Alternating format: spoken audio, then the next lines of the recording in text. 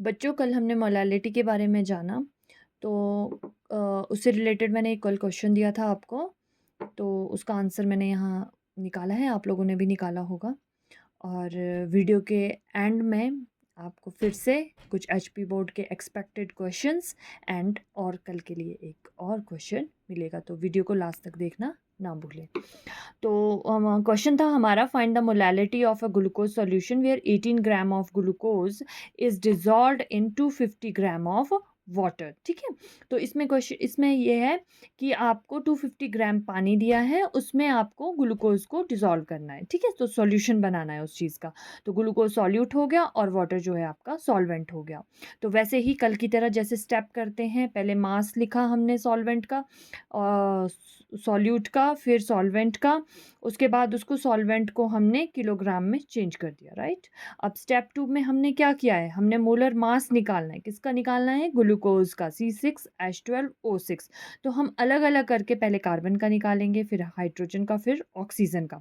ठीक है, तो हमारे पास आया 72, 12 और 96। फिर इन दोनों को टोटल कर दिया, इन तीनों का मोलर मास, तो ये आया हमारे पास 180 ग्राम पर मोल। राइट, तो स्टेप 3 में अब हम क्या करेंगे, अब हमें क्या चाहिए? मोल ऑफ ग्लूकोज, क्योंकि हमें ग्लूकोज का निकालना है। ठीक है, तो mass of solute, molar mass of solute, मतलब given mass upon molar mass. Right, तो ये 18 अपॉन 180 आ गया, ये आ गया 0.1 मोल्स।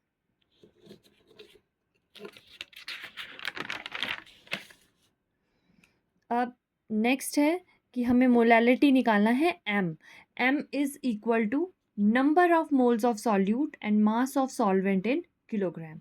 और मोल हमने लिखा 0.1 मोल अपॉन 0.25 किलोग्राम। ओके, फिर इसको हमने जब कट किया तो हमें आया 0.4 मोल पर किलोग्राम। ओके, तो ये सॉल्व हो चुका है। और एक क्वेश्चन था जो आपको मैंने एचपी बोर्ड का एक्सपेक्टेड क्वेश्चन था, तो calculate the molality of A solution containing 2.5 gram of ethanoic acid CH3COH in 75 gram of benzene. ठीक है, तो ये एचपी बोर्ड का मोस्ट एक्सपेक्टेड क्वेश्चन है। तो इसमें भी आपने सेम वही तरीका अपनाना है। पहले मास ऑफ सॉल्यूट इथेनोइक एसिड, जो हमारे पास इथेनोइक एसिड है, ठीक है, 2.5 ग्राम लिख दिया। फिर मास ऑफ सॉल्वेंट बेंजीन 75 ग्राम। अब हमने क्या करना है, 75 को हमें केजी में कन्वर्ट करना है। राइट, अब आया स्टेप 2 में हमें मोलर मास निकालना है इथेनोइक एसिड का। तो फॉर्मूला होता है इथेनोइक एसिड का CH3COOH। अब मोलर मास ऑफ कार्बन अलग अलग करके निकालेंगे, जैसे ये कार्बन, हाइड्रोजन एंड ऑक्सीजन का अलग अलग करके हमने मोलर मास निकाला। तो ये कार्बन का जो है वो हमने 2 लिया, 2 लिया। क्यों लिया? क्योंकि यहाँ पे एक कार्बन ये है, एक कार्बन ये है, इन दोनों को मिला के 2 कर दिया हमने। ठीक है, ये 24 ग्राम आया। फिर molar mass of hydrogen 4 into 1, और ये आ गया 4 ग्राम और per mole, sorry. Molar mass of oxygen 2 into 16, 32 gram per mole. फिर इनको हमने टोटल कर दिया, टोटल करके हमारे पास आया 60 ग्राम पर मोल। तो ये क्या है? ये मोलर मास है इथेनोइक का। राइट, अब हमने निकालना है moles of ethanoic acid, given mass upon molar mass. Molar mass क्यों निकाला हमने? क्योंकि हमें यहाँ पे मोल्स निकालने हैं, इसलिए हमें मोलर मास पता होना चाहिए। तो ये गिवन मास हो गया 2.5 ग्राम और मोलर मास हो गया 60 ग्राम पर मोल। ओके, और इसको कट करके हमारे पास आया 0.0417 मोल्स। अब स्टेप लास्ट मोलैलिटी निकालने का है। मोलैलिटी का फॉर्मूला होता है moles of solute upon mass of solvent in kilogram. तो ये इन दोनों वैल्यूज़ भर दो, मोल की वैल्यू भर दी हमने और ये मास ऑफ सॉल्वेंट की वैल्यू हमने इसमें पुट कर दी। तो कट कर हमारे पास आया 0.56 मोल पर केजी। ओके, तो ये क्वेश्चन, ये तो चलो आप एग्ज़ाम में किस तरह से सॉल्व करोगे। राइट, लेकिन अगर आपको ये नीट में या कोई कम्पिटिटिव में ये क्वेश्चन आता है, तो आपको ट्रिक एकदम, आप इतना सारा तो नहीं करोगे। आपको क्या आनी चाहिए? ट्रिक आनी चाहिए। तो ट्रिक के लिए एक है कि आप इसमें लिख सकते हो, इसको आप नोट कर लीजिए।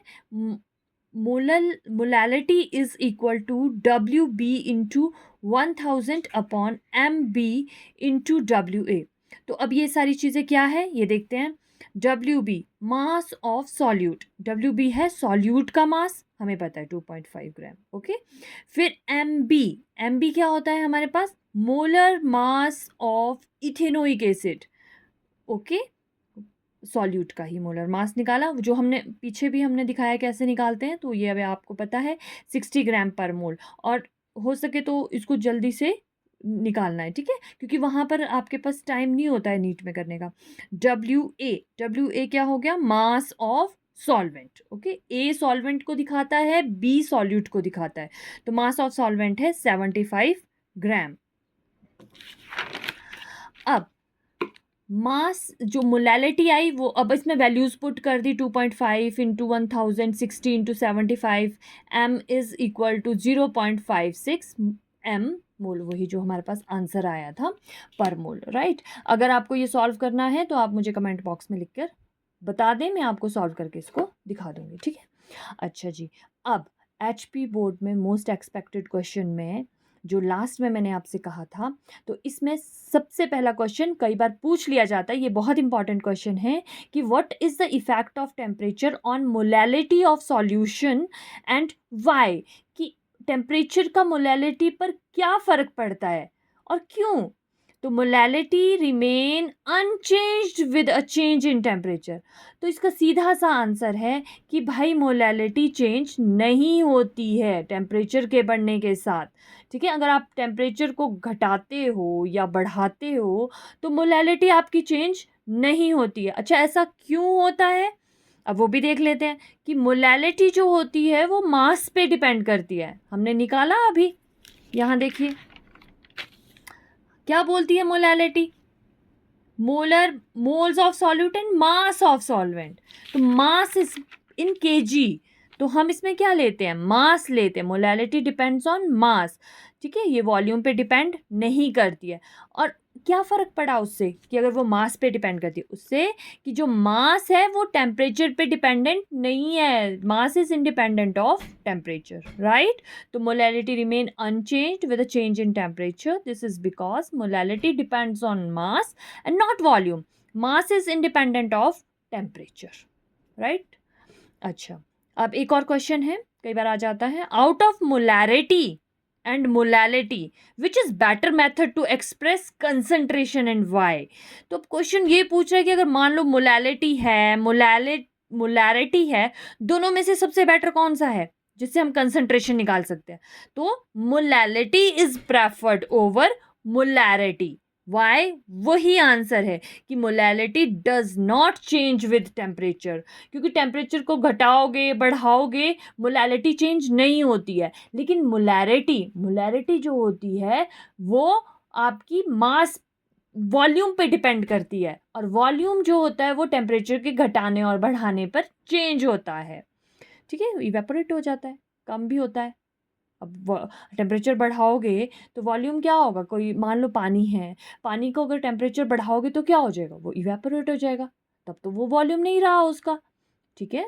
तो ये इसका आंसर है कि molality does not change with temperature, और मोलैरिटी जो होती है वो चेंज होती है टेम्परेचर पे, क्यों, क्योंकि मोलैरिटी जो होती है वो वॉल्यूम पे डिपेंड करती है, ठीक है। तो दैट्स ऑल। और जो मैंने आपसे कहा था कि एक आपके लिए क्वेश्चन है, लिख लीजिए, calculate the molality of a solution containing 20 gram of sodium hydroxide dissolved in 450 gram of water. Thank you.